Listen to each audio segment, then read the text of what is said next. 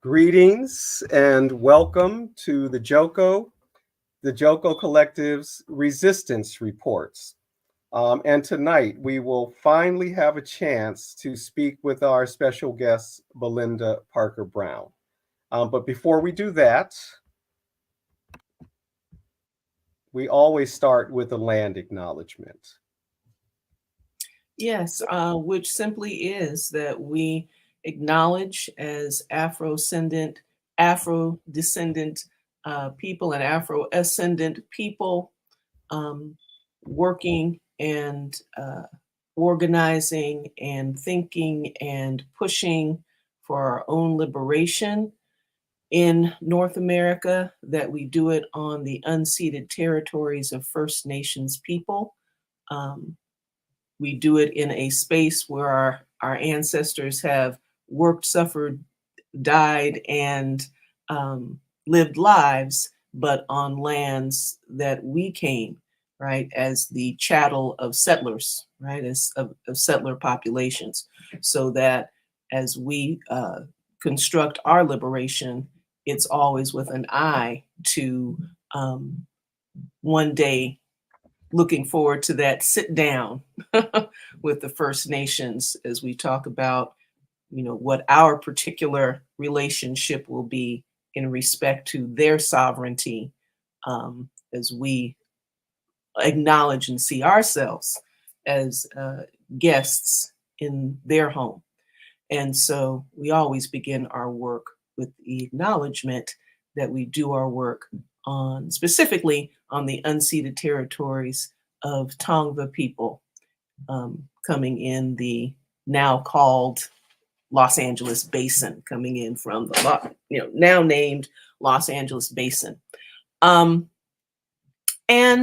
so our guest tonight is Sister Belinda Parker-Brown, and I am going to shamelessly read an intro that is not at eye level. Mm-hmm. Okay. And Sister Belinda Parker-Brown is an educator, researcher, life specialist, community organizer, and motivational speaker who has spent the majority of her career enhancing the potential of others. Diverse audiences have benefited greatly and responded enthusiastically to Mrs. Parker-Brown's wealth of experiences. Mrs. Parker-Brown is the president and chief executive officer of Louisiana United International, Incorporated. The Louisiana United International is a bipartisan social justice organization whose mission it is to champion the protection of human rights, including the civil, constitutional, and societal rights that are all too commonly trampled on in today's world. The LUI, Louisiana United International, speaks for the person or group that cannot speak for themselves and has a proven track record across all the state of Louisiana and beyond. Mrs. Parker-Brown co-hosted a live talk show called A Force for Justice and is a nationally recognized advocate. Welcome, Sister Belinda Parker-Brown. Well, good evening. Good evening. Thank you so much for having me on your show tonight. Jericho, I just want to appreciate you all that it's just time for us to have a conversation. So let's talk. Let's talk about all of these horrific things that's going on in our country and in the world. So I'm here. I'm happy to be here. So thank you again for inviting me. You are very welcome. Oh, what happened? Oh, there we go. I pressed the wrong button. There we go. So really, before we get into that, we really want to start with you, right? And your personal political awakening. Um, what were the circumstances? Was there a particular event or moment in which you said, I, Belinda Parker, must resist? Who are your influences, living or ancestors? And how do you define what the work of resistance is and how we should be going about doing it? And that was a lot. If I need to break it down, just let me know. But to start with, right, your own, when did you come to this political awakening and decide to get into the fight, so to speak? Well, I don't too much toot my own horn because just like Tasha just said, I'm a voice for the voiceless. And Mm-hmm. it's in my DNA. It goes all the way back to when I was probably about 5 or 6 years old, and my grandmother, held my hand, and while we marched in Selma, Alabama, when Dr. King and that horrific ordeal took place. I just want to say that, you know, it's just time for us as a people in the United States of America to realize that there was never an intent for um, the civil rights movement or any other movement to liberate us. Mm-hmm. Mm-hmm. I have come to learn that this is something that we've been crying and whining and going here and there and asking permission, begging and saying, oh, look what they're doing. Oh, they can't do this. That ain't right. Um, just a whole chasing the rabbit. So I just want to say that, I'm the real deal. I've been inspired by many. Mm-hmm. Just here recently, I think one of my great icons or inspiration is coming from none other than Chairman O'Malley, Yesatelli, that have made a tremendous impact upon my life because I was never one to get deep off into the history and try to, learn how to, say everything right and be politically right and get the words right. And, how you gotta, put all your, dot all your I's and cross your T's and all that kind of stuff. I'm just a down to earth person. My grandmother raised me because my mother had like it was 9 of us. Mm-hmm. And she had to trade us off to whomever would, have the food or the bed to sleep in or whatever. But because I was born handicapped, they called it club feet, but I was kind of like cherished a lot. So I was Mm-hmm. a lot of I want to say, a lot of the drama and I was to myself a lot. So I became a very spiritual person Mm-hmm. that was raised up in the church, and had a relationship with the Creator. So I'm anointed to do this work. That's one of the reasons why I say that, if it's ever been a time for this um conversation that we're having right now is that time, because we're not just talking. We're not talking about it anymore. I want to say action, action, action. It is time for us to do something about it and position ourselves to not go begging and asking permission. We have to be a force to be reckoned with. We have to be economically prepared to refuse to be denied. Look at the attack that's happening in Florida right now, St. Petersburg, from the FBI on the African Socialist Party and the Uhuru movement. Mm-hmm. It's outrageous. Why are we I mean, still in the state and condition that we were in 150 years ago, where we can't do nothing about when something like that is happening to us. Yes, ma'am. So that's what we need to be talking about. What is it that we're not doing that we should be doing? And that's why I say Louisiana United is on the scene to be a force for justice and a strong united front. Mm-hmm. Get the respect that we deserve when we know that we are being done wrong as a people here in the United States.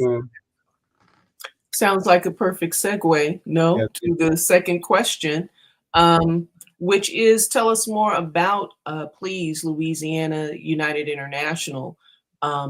What is it? How did it come to be?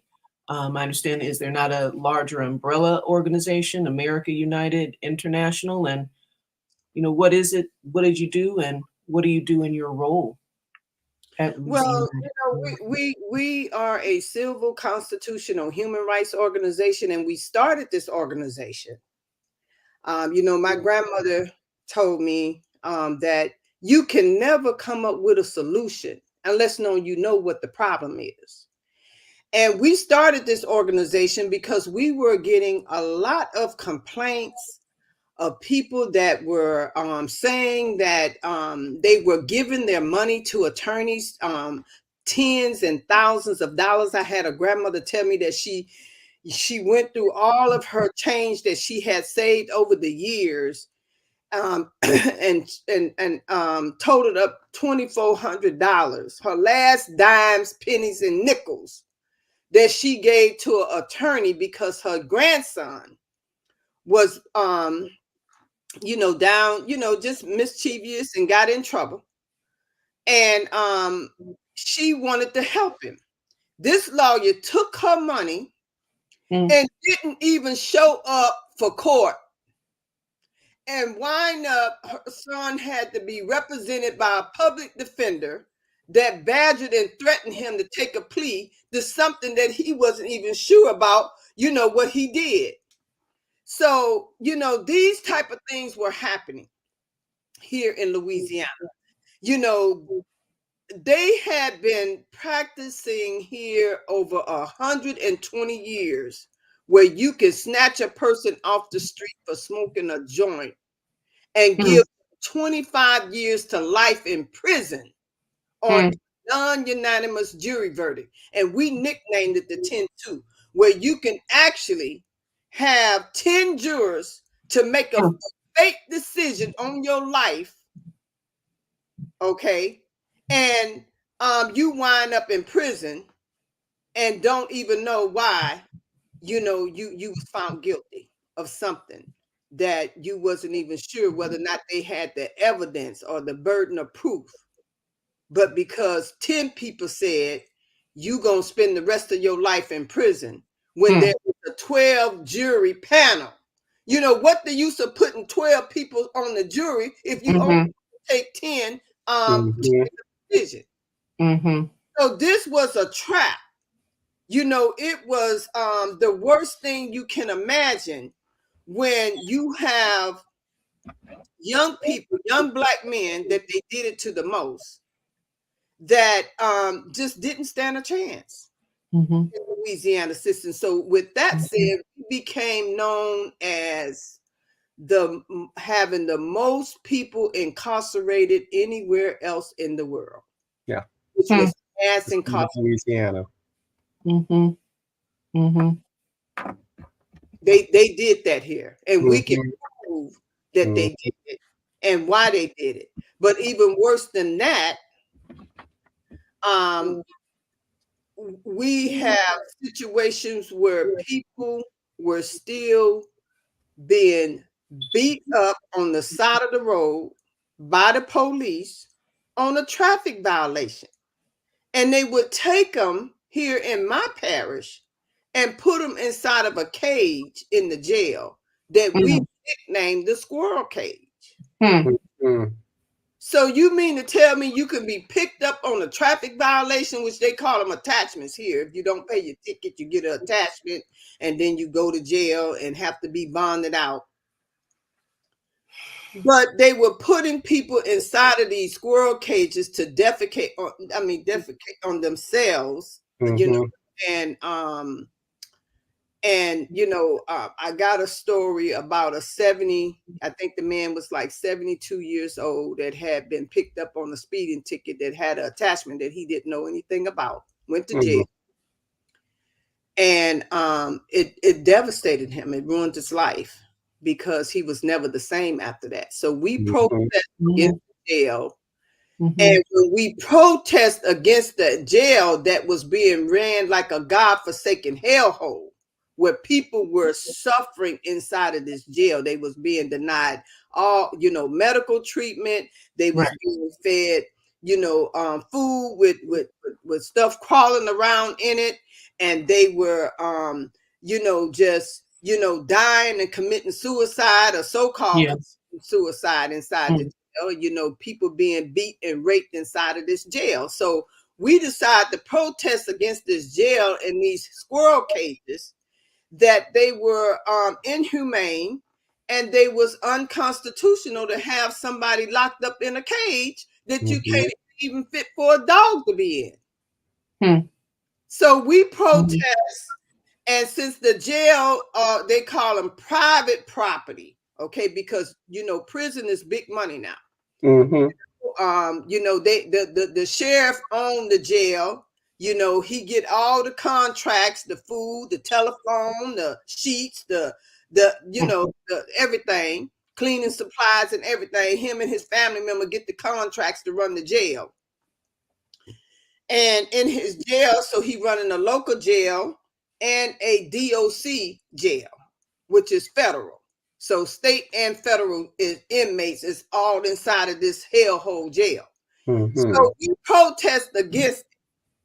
And we had the protest that is about, I said, 4 or 5 blocks from the jail at the courthouse. Okay. And they arrested my son at this protest.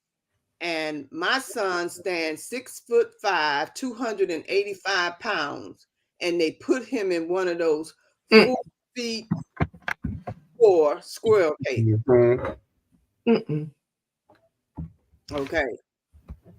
So that put the gasoline on my fire to go after the sheriff and make sure that he spend the rest of his life in prison. So that's how this organization became known, because we were successful in getting not only the sheriff indicted, and he's going to be spending the rest of his life in prison. We got the lead district attorney that had been in office for over 3 decades. That was a devout racist, that was malicious, selectively prosecuting, especially when it comes to race-based prosecution on fabricated, concocted information. Okay. He wasn't pursuing justice. He was pursuing his conviction rate to make sure that he stayed in office. So we were successful in going after the low-hanging fruit, because those things are difficult to prove. A malicious prosecutor. But we went after the low-hanging fruit with all of his campaign abuse and ethical violations and all of that stuff. So we were able to get him in prison, which he was facing 240 years, but the judge was his, you know how to fix this in. They only gave him 4 years, and then 2 years after COVID he was doing them on house arrest. Then also we was able to get the coroner indicted. The coroner indicted and put in prison because he was, lavishly, abusing the taxpayers' money. He's the one can determine whether or not somebody is dead or alive. And he was in on the fix with the sheriff, the district attorney, the judge, the prosecutor, your lawyer, my lawyer, the public defender, all of them, the clerk of courts, all of them in it together to get a conviction and put people in prison, here in the state of Louisiana where, Mhm. like I say, it's just it's outrageous what some of the people are suffering in these jails. Angola is known all over the world to be the Yes. not Yeah. only the worst prison but the most bloody Yes. prison in the world. And Yes. it was a mockery. It was a mockery against our people, because when they would bring them down here to New Orleans and put them on the block and sell them as slaves, they would cry out and say they want to go back home to Angola and Africa. Mhm. And they say, yeah, you gonna go home, all right. We're gonna put you out here on Angola, where it's out there on a swamp with Mhm. rattlesnakes, moccasins and alligators. Alligators, yes. And it's just a slave plantation Mhm. where we go out there, and I can describe it to you. Matter of fact, you can Google it. They got black cows. That's the first thing you see when you go down that long road where the swamp and everything is at. you know but anyhow, it's Louisiana, and I believe that Louisiana is ground zero. It's the boiling point for Hmm. change. For change. And Hmm. if we can do it here, so goes the world. And that's what we're on to, something big here. Why do you think why Louisiana as the boiling point? Is it because of the level of mass incarceration, or what? What in particular about Louisiana? Well, I think when you say in particular, the people here, it's a whole nother different kind of world. Mhm. You know, the I know it's happening all over the world. But if the people wake up here, there is a strong possibility for some hope for everybody in the whole. Mhm. The whole world was watching when you saw how bad the people was being treated during Katrina here. Mhm. Hmm. People died because they wouldn't even give them water. Hmm. It wasn't the hurricane that killed the people. Right. It was No. the aftermath where how bad people was treated. Mhm. They had buses and trains, but they wouldn't even come and rescue the people that was dying. Right. So everybody sitting around, trying to figure out, what fox is guarding the hen house. And Hmm. it's you can we got all kinds of stories out there about Katrina, but I lived it.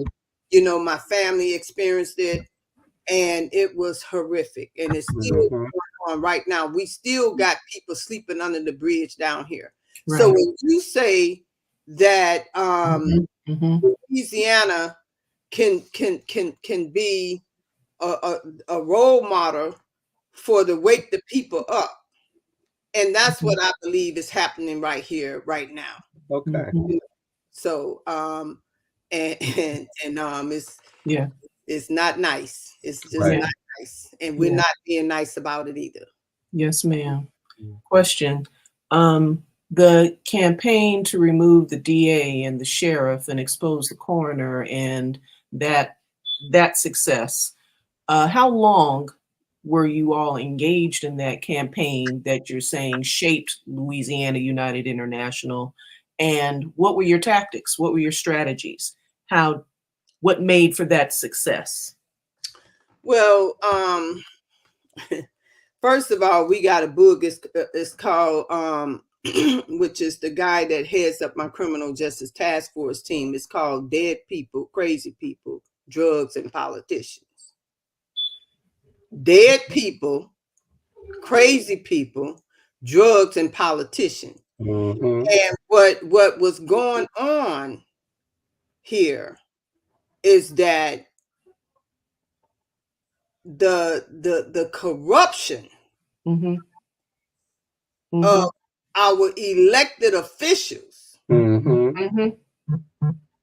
was so blatant until the sheriff went out on national news after Katrina, and he said that, because I live over on the North Shore, New Orleans is on the South Shore. I'm on about 15 minutes away. He came out and said, if you come over here with your dreadlocks and your chiwis, we gonna get you. We gonna lock you up and throw the key away. So they put so much fear into the people until they were saying, oh, you better not, leave. You better leave that DA. Walter Reed is what his name is. Walter Reed. We nicknamed him Walter Reed. And we nicknamed him Walter Greed because what he would do is tell people, if you give me $30,000 in a McDonald bag and meet me out here in the woods, I'll make all of this go away. Okay. Else he'll put somebody in the jail, his nephew. His nephew will go to the jail and say, if you got, 30,000 or 10,000 or 12,000 or whatever you got, if you don't give us the money, then we're going to have to put you in front of an all white jury and you're going to get life. Now, I'm not making this up. I got conversations. I actually remember those comments at the time, right? Because that was reported, if you come over here with your dreadlocks and all that type. So I do recall that reporting. Oh, it's a video out there right now. Fox News is the one who aired it. That's right. That's right. It was Fox News. Thank you, Fox. And it's not fake news. It's not fake news. Okay, we can prove it. But that's what the district attorney was doing. But the sheriff, I suspected that, when we went after him, we was more concerned about the fact that he was just, abusing the taxpayers' money. He was selling something in the jail that called the inmate nicknamed it the rubber chicken. So he had a chicken farm, and it's not a chicken, but it's I can't even think of the name of it right now, but he had a chicken farm where he was raising the chickens and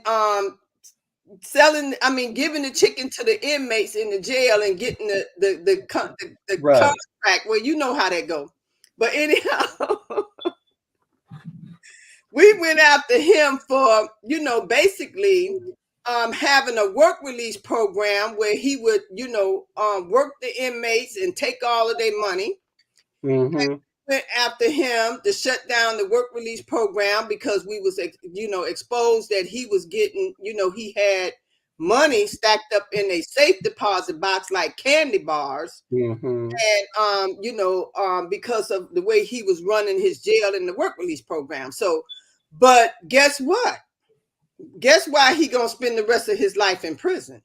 It's because when we were digging up that, through and you mentioned how did we do it, we went through a lot of whistleblowers, people, our organization was a safe place where people can come and give us information from the inside, and be able to share that information with us, and then we would verify the information through public records requests or any type of public documents that we can get our hands on. Anyhow, he was so blatant with what he was doing that people were complaining that they were being raped inside the jail. They had something where, they would come through the jail cell 2:00 in the morning, boom, boom, boom, making all kinds of noise and shooting off rubber bullets and, and just, screaming and howling and stuff. And so inmates said that they would be drugged out and raped. Okay. So guess what the sheriff went to jail for? Raping the inmates. Okay. I had a young man to tell me that they become trustees. And so when you become a trustee, you can go and leave the jail and go here, go there. So they would go to the sheriff's house. They have all types of, crawfish balls and steak and potatoes and all of that at the sheriff's house. But at the sheriff's house, there was a boom boom room. Okay. So Wow. we write about Level of all this stuff in corruption. the book, okay? Mhm. But anyhow, and guess what? At the DA, he had a church that they had a landing field where the planes would fly in and fly out. Hmm. And the preacher that turned the evidence over on him said that the district attorney would give him so much money to go into the offering if he let his plane fly in and out. Now we still yet to find out what was on that plane. We Right. that it was some type of illegal activity. Could it be that it was something, sex trafficking, or could it be that, Right. I'm just saying, could it be? We don't know what it is. We still yet to find out what was going on with that. Okay. But anyhow, these are ways that we were able to, get the people that were on the inside.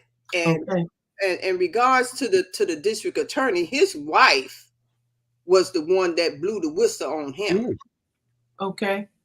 His wife and a couple attorneys that came to us that basically had got caught up in strung out on cocaine, drugs, and stuff like that, and they was no longer part, fit into the good old boys, because so they begin to try to, I guess they come to Jesus conversation, and they wanted to so through all of that information, the FBI, we were giving them our information, and so come to find out that it was a trap.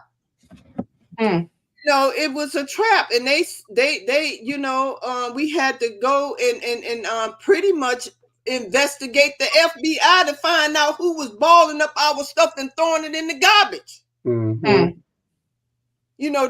That's how deep it went. The corruption.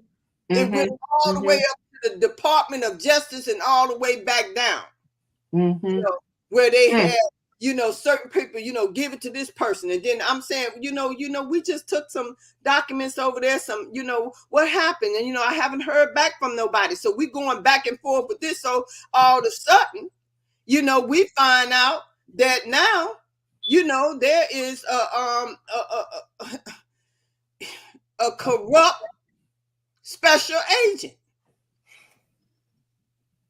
So, eventually we were able to go outside of the state of Louisiana and to the Eastern District in New York and basically in Washington, D.C., and let them know what was going on down here and get rid of these corrupt people so that we can get, and we wind up getting, Kenneth Polite. He's very popular, now because he just, during the Biden administration, he was appointed to be, I think, in the Attorney General's office in Washington, D.C. on the national level. So, but anyhow, when the FBI finally came around and began to tell us what the work that we did would have taken them if they would have been successful in getting indictments or getting the information to indict, it would have probably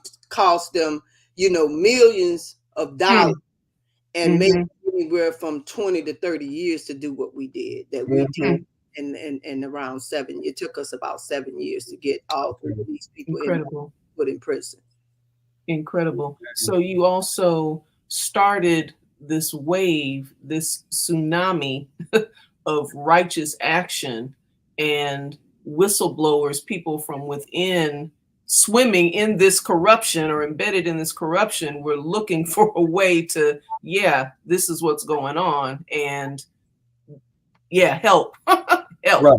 Well, I was threatened, and to basically to leave these powerful people alone. You don't know who you messing with. They gonna get you. you know, all of that, you know, but at the same time, everybody was talking about it. It Right. was blatant. Everybody knew about it, but nobody was doing nothing about it. You know, it's just like we know that things go on, That's and right. you know, we'll talk about them and say, you know, what happened when and who did what, but nobody does anything about it. You know, so you know, and they was basically telling me, oh, they're not going to indict him. You don't know that they got money, they got this, they got that. I say, no, they going to prison. They gonna go to jail. They gonna get away from here. You know, Mhm. so, you Mhm. know, I would get out in the community, and we would Mhm. have community awareness meetings where people would Mhm. feel more united and more safe and more, Mhm. you know, have more liberty to talk about these things, you know. Mhm. So most of our whistleblowers came from within, you know, Mhm. that, Really you interesting. know, hands on. Hmm. And Mhm. those community meetings, they would happen in places like local churches, local schools, community buildings, things like that. Libraries, the library, restaurants, you know, if they had a Mm-hmm.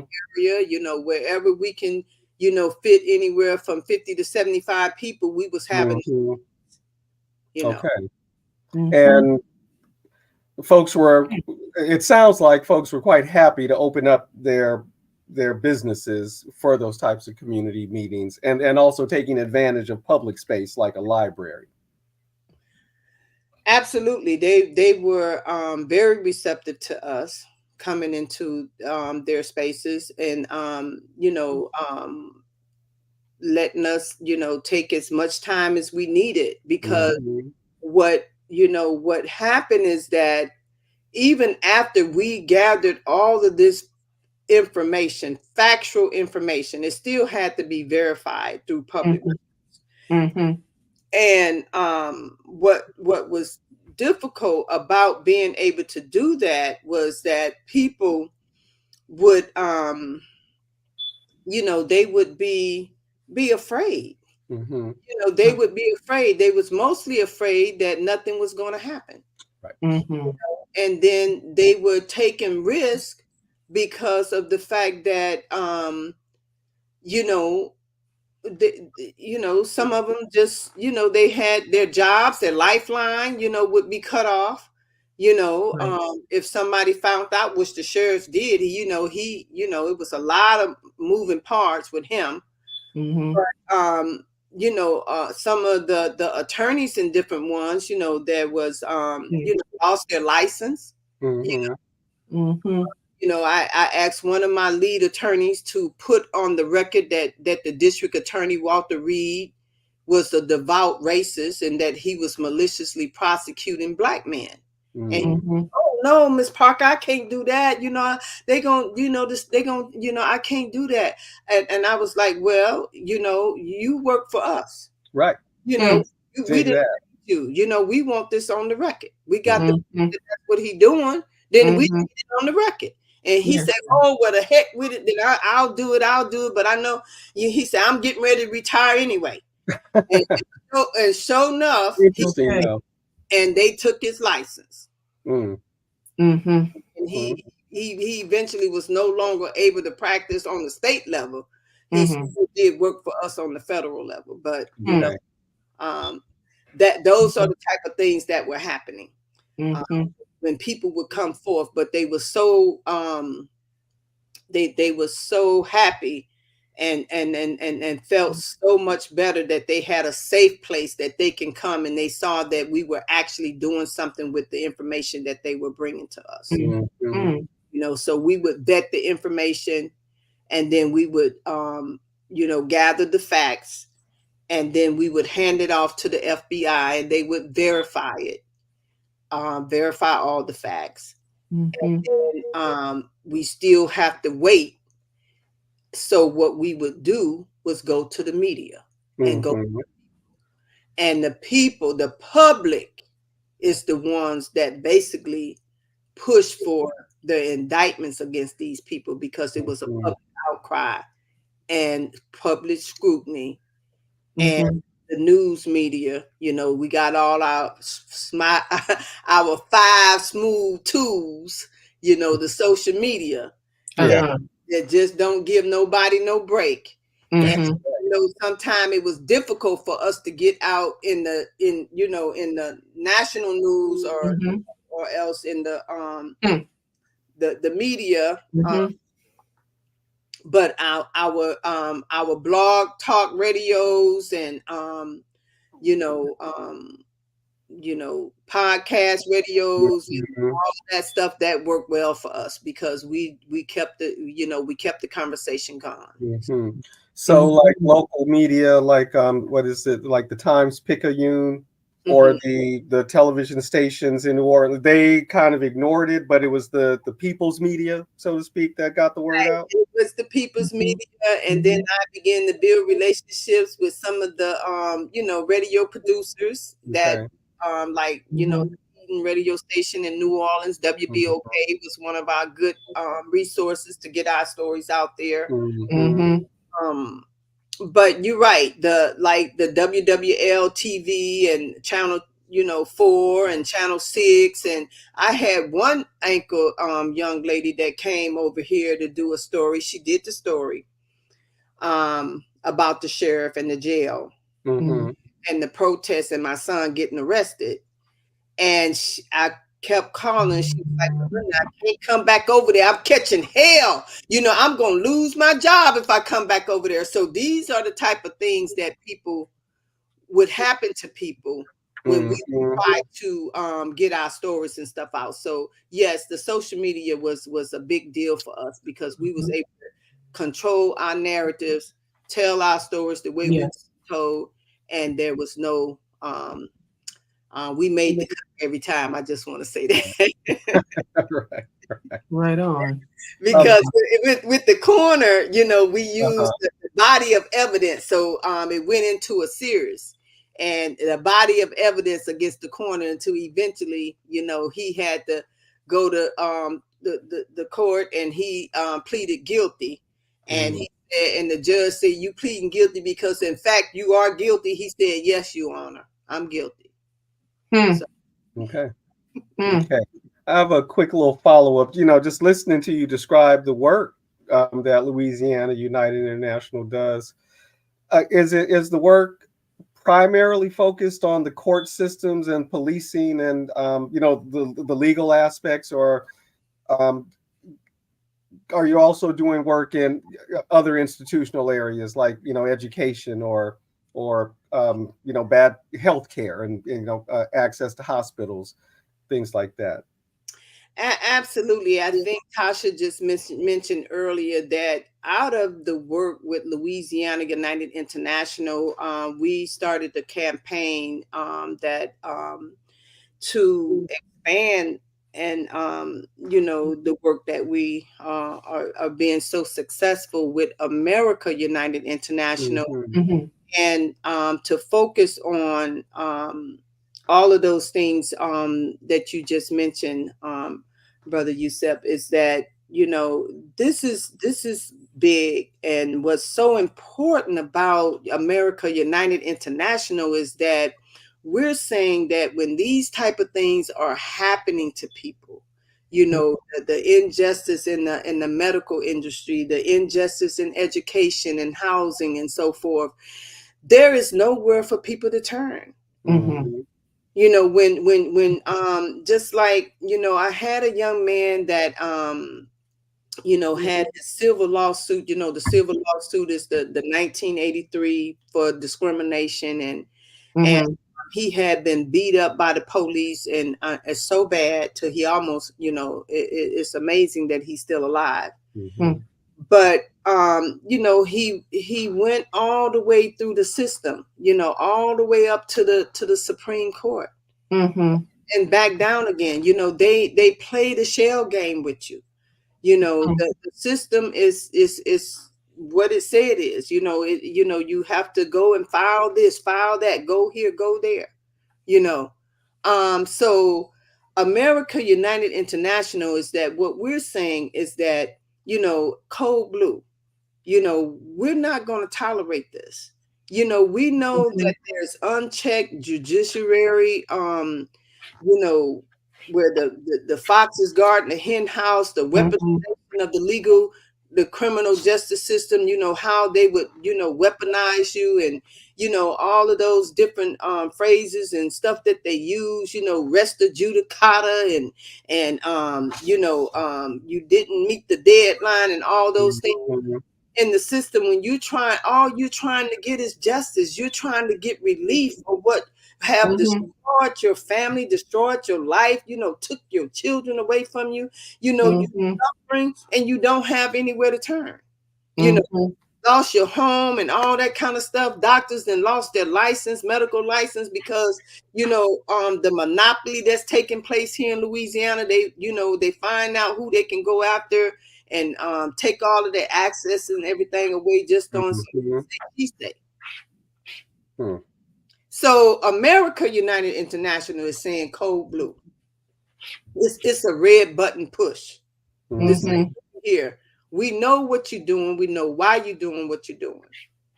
And these are crimes against humanity. We went to we wrote our letter to the United Nations. They agreed with us. And they said that America's government basically, is corrupt. And when these type of things are happening to people, they don't have anywhere to turn. They have to turn to the very people that is bringing this oppression and this tyranny upon them. Right. Legal system. So I got a lawsuit going. It's not really a lawsuit, but I got a case going on right now with myself, where the judge just snatched me up and put a charge on me. He was the judge, he was the jury, was the prosecutor, he was my lawyer, his lawyer, and the witnesses. And then when I turned around and he asked me, he said, well, do you have any witnesses? I said, well, Your Honor, I would like for you to be the witness. I said, I want to know who told you that, I was interfering with somebody to represent their client. I want to know who told you that. He said, well, he said, well, you can't call me for your witness. I said, well, I just suspect that it would have to be some type of illegal, ex parte communication going on. Somebody tell you this. I want to know who told you this. So what are you facing from this judge? What are the consequences? They're trying to send you to jail? Well, I'm going to tell you what we facing. I'm going to snatch that black robe off of him, and I hope he be sitting right up there on the bench when it happened. Okay? I believe you will, man. I believe you will. And I believe the forces of nature will surround you and help you. All I want is your robe, okay? I want your robe, because then I want the whole world to see and know that what you did was a violation of your canon, your oath of office. You can't get away with that. That's not right. That's not what a judge is supposed to do. You're going to let somebody come back there and tell you, oh, get that Miss Parker-Brown. She out here telling people they can't take a plea. They can't, she interfered with me to represent my client. Go get her. And came and got me.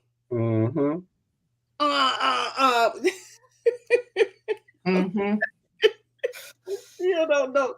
I still don't know what happened to this day. I'm like, I don't have no dealings with the judge. What you? I said, what? That's not what. No, he said, you better get in his courtroom right now. You ain't going nowhere. I said, well, I got to go. I got to get to a meeting. Now you ain't leaving here. You coming and look like he was fit to throw me down and tackle me and put his foot in my back. I said, well, okay then, whatever. And sure enough, I'll go in the courtroom, and the judge sitting up there like he was the God of heaven, and told me, "Are you Miss Parker-Brown?" Well, I said, yes, Your Honor. I almost said, yes, sir, master. Where we are, why not? But anyhow, that's the story to come. Guess what he did? He set me, I asked him when I walked in his courtroom, I said, Your Honor, I say, could you give me a continuance? so that I can have time to get a lawyer. Hmm. He said, no, we fit to go to trial right now. What? I said, you That can't be legal. I mean, I know it's No. Due process? He Is that said, a little thing? we fit to go to trial right now. Get over here. That's what he said. Get over, because I didn't want to go across the bar. I'm like, I'm right. I said, no, he said, but I'm telling you, they had the deputy sheriff's laying up in there, and them jokers was ready to wrestle me down. I said, okay, I'm going to go head on and go along with this kangaroo de facto. Right. I said, I'm just going to sit right here and go along with everything he got to do. I said, so I had my media and everything there, Yes, But oh my gosh, I couldn't believe it myself. Yes. That man stood up there. He said he's not gonna even give me one day to get a lawyer. And then he turned around. Guess what he say to me? He say, "Tell me about your organization." Wow. Whoop, there it is. I mean, I know I shouldn't be surprised, but this is appalling. The blatancy He that said, you're talking about. That blatancy. How you get your members? How you get people to sign? Because now they didn't been to my website and see all the Right. I'm getting 14,000 hits, and anywhere from 100 to 200 hits, and they see all that going on. Yes. And then they like, how you, so I say, well, Your Honor, we are a membership-based organization, and we are all volunteer organization. I say, and we operate on donations, and we're a nonprofit LLC. I say, we're legit. I say, you can go to the Secretary of State and check us out, read about us. Going up. So all of this is in the transcript, but guess what he did though? This judge found me guilty, which I already knew. And he fined me. He said I can pay $1,000 or 6 months in jail on a misdemeanor. And what I was charged with was, with, let me think. I was charged with interfering. No, they called it constructed contempt or inconstructed contempt. Okay. And practicing law without a license. Now, first of all, none of that made any sense to me. So, because I don't practice law, okay, I don't write, I don't do no documents, I don't do none of that. Okay, so he fined me $1,000, which and then told me that I was barred from the courtroom for life. Because one of the things that we do is we organize people to court. Yes. Right. Yes. Okay, court watching is very serious. If people not doing it, to do that. And guess what? We went to the appeals court, and they told him, they agreed with me that he could not have fined me $1,000 on a $500 misdemeanor. Right. So they had to give me $500 of my money back. And then they turned around and said that he could not bar me from a public courtroom. Okay. So I go back to his courtroom. I go back to his courtroom after that come down, right? Now we're still in the appeal because I'm still waiting on my judicial complaint. And now we went all the way to the Louisiana Supreme Court, and we're going to go all the way to Washington, D.C. if we have to, because he is not going to get away with how he did this. It was so I go back in the courtroom, and I'm court watching with my little pad and paper. Got his name on the top of the list, and he looks over there at me, and he smiles and very pleasant. How you doing, Miss Parker-Brown? So I just gave him a thumbs up. Yeah. Mhm. Are they continuing? Are they pressing the issue and appealing, making an appeal on your appeal? Are they running that? Are they pressing the issue? Well, when we filed the appeal, yes, ma'am, you're absolutely right. You know, they play the shell game. See, this is what we're trying to Mhm. educate people about, because they're hot about I'm gonna get me a lawyer. I'm gonna sue. I'm gonna, that ain't right what they doing. People hurry up and rock, pay tens and thousands of dollars to get Mhm. lawyers that take their money, and the fix is in. Mhm. Mhm. And when we first appealed to the appellate court Mhm. and tried to get them to arrest the judgment and Mhm. put the judge in check, Mhm. guess what? It's three people that sat on the appeal. One of the lady last name is Beers, the same last name that the judge got. Mhm. Mhm. And come to find out, she from the same hometown Mhm. and went to the same school that he went to. Mhm. Now, how you find that out, Miss Parker? Because we dig up everything on. That's the first thing you better find out is Mhm. who they are, and Mhm. Mhm. run that bin verifier and get you a private investigator to find out who these people are. Don't just Mhm. jump up and go run and give your money to a lawyer, and you don't know. Just like this DA that come to find out, he is the lead district attorney that's been in office for 3 decades. He got a Mhm. big law firm that his wife is running over there in New Orleans. And soon when people say, well, I'm going to go to New Orleans and get me a lawyer, they run right to his law firm and pay Mhm. them 10, 20, 30, 40, $50,000, and to come back over here Mhm. and be prosecuted by the same people that law firm Mhm. that's working for the prosecutor Mhm. Mhm. or district attorney. Mhm. Mhm. Okay, and guess what? Take their money and then tell them, you better take a plea. You take a plea, yeah. And I'm telling them, I say, well, a plea is free. Hmm. What you get a lawyer Right. $45,000 for to take a plea? Mhm. Mhm. Right. Mhm. So So what's interesting to me is the positioning, because you see quite a bit, right? Part of this strategy, right, that we see emerging is there is, conflict, legal conflict starts state level, yeah, and it goes back and forth, gets argued up over time, what have you, into spaces where certain kinds of precedents can be set, right? So this interesting question of are you providing legal services without a license? You know what I'm saying?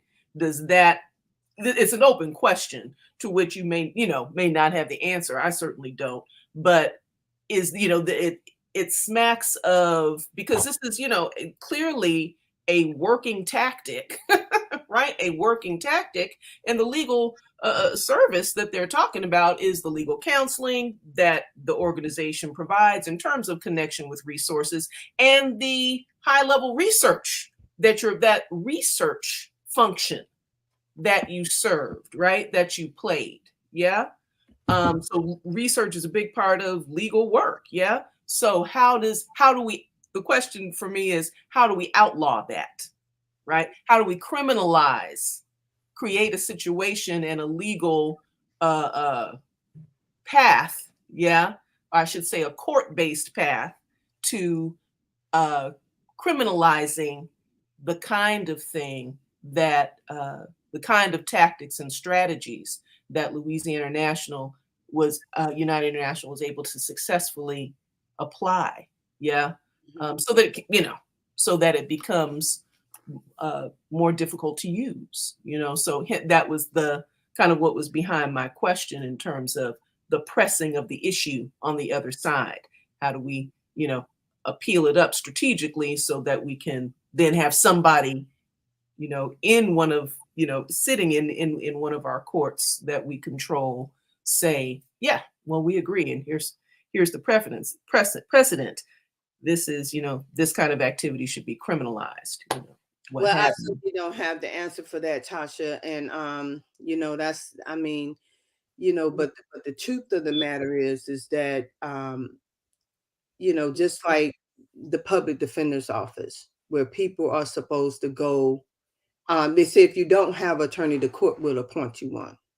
The public Mhm. defender's office get all of their funding from the state, and you being prosecuted by the state. So there you have it. You got a conflict of interest. So the public defender is not there to defend you. Mhm. So Mhm.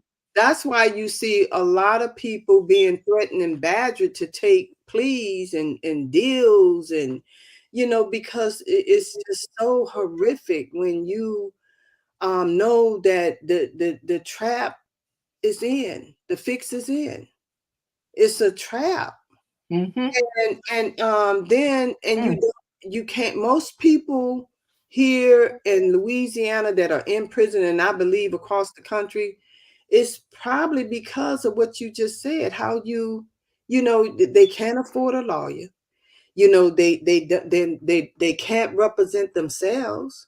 That's a mockery. You go in court just like you said up there. He made me look like, oh my God, I was the worst person in the world, because you don't have no lawyer. You up in here, and oh my goodness. That's what it's happening. It's happening, especially to our young people and elderly people and veterans and marginalized people. They are so afraid because they Mhm. wind up pleading the stuff that they didn't even do. Just like the young girl that I was telling her, she kept crying and saying she was only 19 years old, just had a little baby. And she was like, Miss Brown, I didn't do what they said I did. Please help me. I didn't do this. And I say, well, then ask him for your where's the people that's accusing you of this? She said, I don't see them. She looked around. She said, I said, they're not here. She said, no, they're not here. I said, well, have he showed you or told you, or have you seen any discovery or anything about what they say you did? She said, no, I haven't seen anything. I said, so do you understand, sweetheart? She said, no, I don't understand, and bust out and start crying. I said, well, you don't have to take a plea then. I said, you don't have to take a plea. Mhm. Mhm. Let me read. This is what the attorney did. He said, I almost had the plea, and I almost had it. And then Right on. he ran back and told the judge that if it went Mhm. with Miss Parker-Brown, she was going, come on now. Do you understand what's happening? Right. Now, Right. Let me Right. ask you this. I And was let me standing there quickly with read. her. Her mama was standing there with her. Mhm. Why was, her mama was telling her the same thing I was telling her. Yes. Yes. Let me read a comment. Chairman O'Malley is with us, and uh, yes, salutations, Uhuru, Chairman O'Malley. And I just want to read his last comment. Criminalizing speech, really. Every example of what Sister Belinda is charged with revolves around what should be considered protected speech.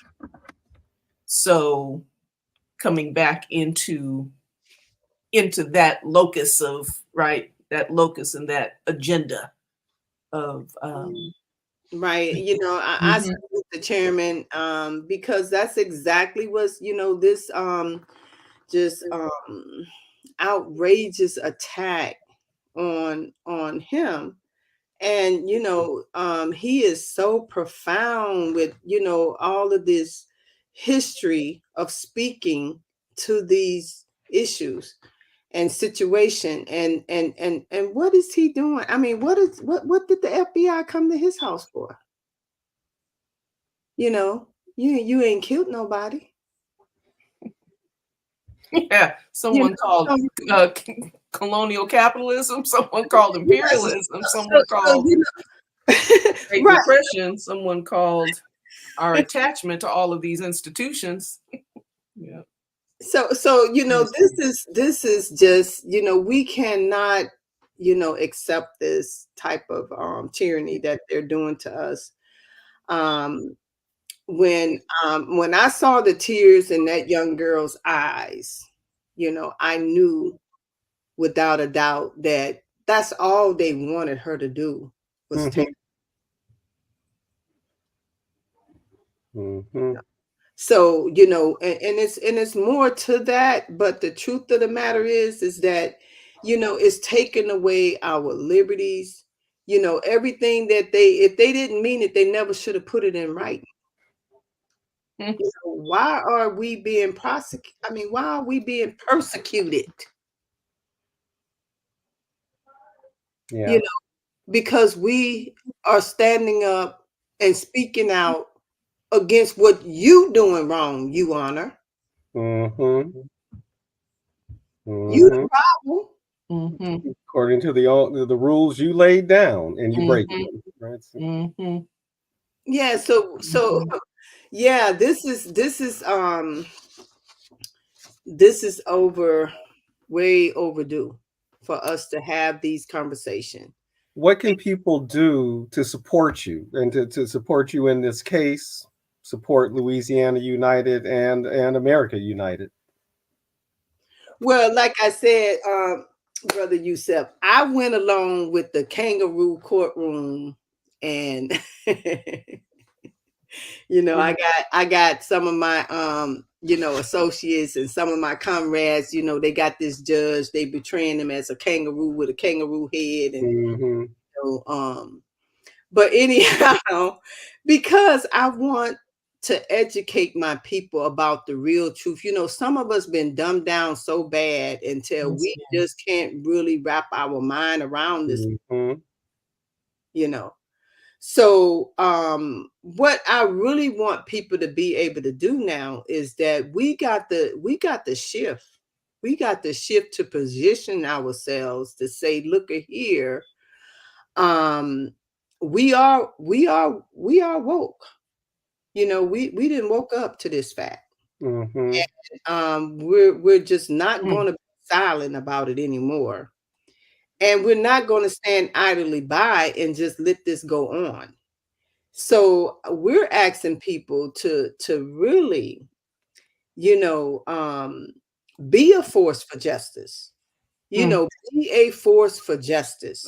And join up with organizations like Louisiana United International, like the collective, the JOCO collectives, the Black is Back Coalition, the African Socialist Party, the Uhuru movement.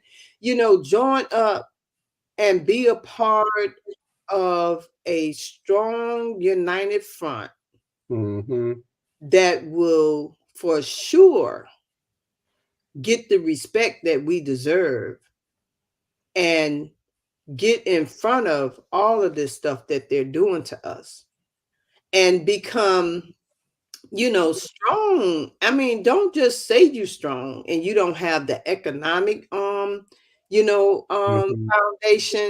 You don't have where you can call two people and they call two people and maybe they call three other people and everybody show up at one time. It didn't take me long to pack the courtroom. Okay. All I did was made 2 phone calls and tell everybody to make their 2 phone calls. Or go knock on they 2 people door. I don't care if it's your grandmama, your auntie, your uncle, whoever it is. It's time to show up. People got to stop sitting around waiting for somebody else to do something and whining and crying about what they doing. It's not about what they gonna do. It's about what we gonna do. So don't even tell me who is they anyway. Give me some proper pronouns. Right. That's the problem. We always saying they this, they doing that. No, we can't do that no more. We cannot do that anymore. Maybe we may, I'm just saying, we all need to, start buying buses. Stop buying cars and start buying buses. Yes, ma'am. I got my own posse. I have 8 children and 12 grand, 11 grandchildren, 12, one on the way. And hey, I'm not, we cannot be alone in this. Yes. We cannot.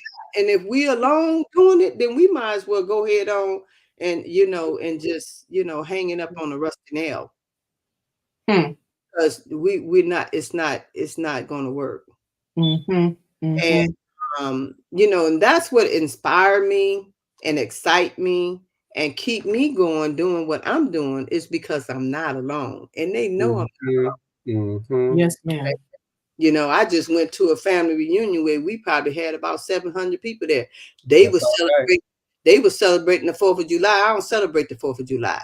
When they give me the microphone, I let them know that they're not free. And yes, freedom ma'am. is not free. Okay, so I show up just for that, purpose alone. I eat red beans and rice too, but but the truth of the matter is that somebody gonna know. Yeah. Yes. Somebody gonna feel the presence, and somebody gonna hear the truth. Because I don't care who you are, everybody can do something. I don't care how many letters you got in front of your name, because some people get caught up on the letters in front of their name. That don't mean nothing. Yes, ma'am. Is what can you do? Yes, ma'am. Okay, can you push the broom? Can you hold the paper? Can you write the pen or whatever? Yes, ma'am. So and I don't know if I said that right, but anyhow. You said it exactly right. Exactly. You said it exactly right. It needed to be said, and I believe everybody understood you. Right. Yes, and not they overstood all about, I'm just a down-to-earth person that love my That's and right. like I said, we deserve to be respected. No offense to any race, other race, nationality, none of that. And so my thing is that, we are suffering and our families are being destroyed. Yes, ma'am. And guess what? And if we know that that's what's happening to us and we letting them do it, then guess what? That's what's going to happen. More power to them, because that's exactly what's going to happen. Yeah. Okay. So I just want you to know that, things don't go wrong, they start wrong. So if you didn't know, like somebody said, now you know. Now you know. Yes, ma'am. Now you know. So it's time for us to start something, and we need to get it right this time. And get it right. Yeah. I don't believe all our forefathers in the civil rights movement and all these other movements is something that they didn't do right, because why are we here going through some of the same stuff that we went through way back then? And I'm not trying to bring it. I know that's some good stuff that went on back there. But my God, we in the 21st century and we still dealing with some of this foolishness. Still dealing with it. That should have been gone a long time ago. Where is my hotel? Where's my hospital? Where's my script mall and what I'm trying to think about, the you know what I'm talking about, arenas and stuff like that. Where's our stuff? That's what I want to know. Yeah. We ran them off of our land, and guess what? We ran them off of our land, and now it's all dilapidated. They got out of the mall, and it's dilapidated. And then let it go to ruin. Yeah. Yes. Yeah, we're quite familiar with that in Los Angeles. Yeah. So if you want to come down here and get that mall, come on down here and get it. Indeed. Well, we have gone, past our usual, time. We figured an hour. We're at 8:15 now, and it's. I know we could keep going. Yes. Tasha, you have any final question or comment you wanted to make? Question or comment, Sister Belinda? This has been an absolute pleasure, and you started off by saying, and you've repeated, I'm just a regular person. I'm a plain person. Right. I'm not someone bringing the theory, the history, the this, the that, and all of this, like, everywhere we make revolution, everywhere we have the proper language for it. And it may not be the same set of words, but guess what? At the end of the day, it means the same thing, and just my absolute respect and my absolute inspiration at your skill, your personal courage, your personal integrity, your obvious skill with organizing, and the ability to bring people together, right? Which is, thank you, sister. Thank you for your work. Okay, Well, and we thank look you for forward to having me. having you back again. Well, Yes. I'm definitely gonna look. I'm gonna hold you guys to that because Good. I know we kind of talked about a lot tonight, but I really want to come back and talk a little bit more about America United International Okay. and our new development, and to expand this work and make it more meaningful to especially our younger generation, that we're on to something big and it's going to happen, Mhm.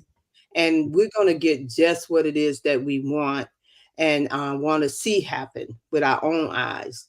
I just want to thank you all for having me on the show tonight. I want to thank all of our listeners. I don't know, were you able to participate? Did you get whatever you got out of this? I hope that you would take it and use it to make things better for all people, because that's what we're here for.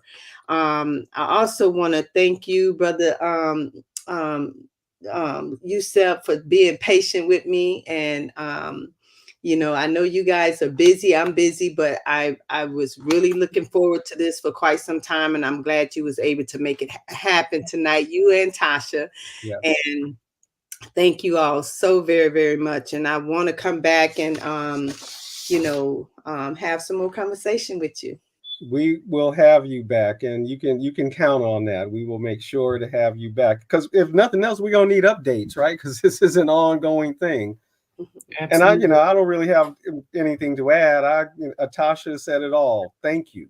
This was a wonderful conversation to have, and so important to get the word out, right? Get the message out, and the model, right? The model of the work y'all are doing, the commitment. That's reason enough, right? People need to know about Belinda Parker-Brown, Louisiana United International, America United International, which really I just learned about myself really tonight, the America United. So excellent. You will be back. We'll be in touch with you. And of course, like Louisiana United International, the JOCO Collective is a member organization of the Black is Back Coalition. So we know we will see you in relation to Black is Back activities. Wonderful. Thank you all. You Thank are very welcome. Thank you, sister. So for those of you out there who are viewing, listening, watching on Facebook, don't remember to like, and you should be able to share. Clearly, you can see I don't really spend a lot of time on Facebook because I'm not sure. But if you can, like and share. If you are watching us on YouTube, subscribe, like, and share.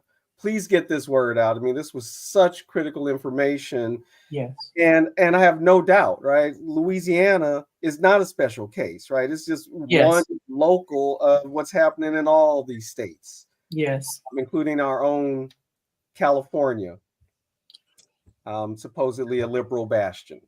Absolutely. But liberals like to put people in jail too. So, absolutely. And the embodiment, the witness that for resistance, since this is resistance reports, and so important to turn around that psychology that you spoke to, that defeated psychology, that notion that it can't be won, that the they, which is something I think about all the time, you got me, right? This they, this all-powerful they is preventing us, and you've embodied, yes, we can resist and we can win. And And in we can fact, win. we have And we throughout are, history, right? And we are winning. throughout all the time that we've been contending with these issues, right? With colonialism, with enslavement, with oppression, with repression, with we have been resisting and winning, and we need to know that and embrace that. We need that story. We need your story. We're looking forward, sis. All Well, right. I'd like for everyone to go to my website too, Tasha, and they can just, Google my name, Belinda Parker-Brown. Also, America United International.net. America United International.net, or else Louisiana. I guess they can, call me. I'll give my phone number, 985-503-0626. And they can also go to our website at launitedi.org, launitedi.org. And, join us, call me. I would love to, speak with you, talk with you, do whatever we can to help you get on board with us. And this is a big thing. This is great. Awesome. I mean, I'm excited about it. It's an awesome thing that we all are doing together. Awesome. Mm-hmm. Get involved, y'all. Get into it. So we're going to say our good nights. Sister Belinda, don't go nowhere. But so we'll see you in a moment. Okay. And likewise, Tasha. Yes, thank you as always, right? You bring so much. See you in a minute. And folks, again, thank you for watching. One more time, I want to remind you to subscribe, like, share, get the word out. Clearly, people need to know about the work that Louisiana United is doing. And we will see you again with another resistance report sometime in August. Peace out.